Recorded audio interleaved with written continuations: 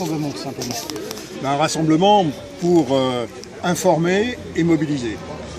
C'est la période des vacances, les gens ont d'autres préoccupations, souvent avec un grand besoin de souffler.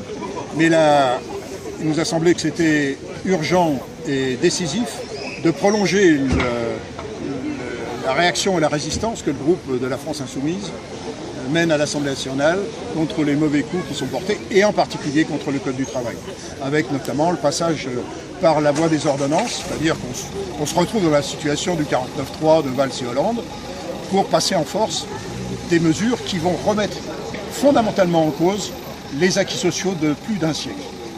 Donc, mêler à la fois l'activité de résistance à l'Assemblée nationale et la prolonger ou la faire vivre à travers tout le pays. Il y a un rassemblement à la République aujourd'hui et dans plus de 100 villes en France. Vous voulez notamment interpeller la nouvelle députée?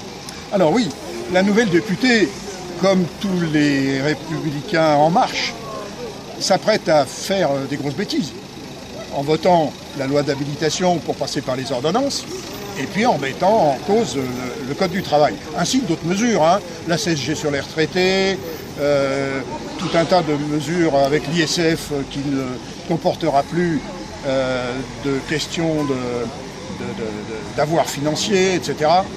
Donc on voit bien la nature des coups qui sont portés.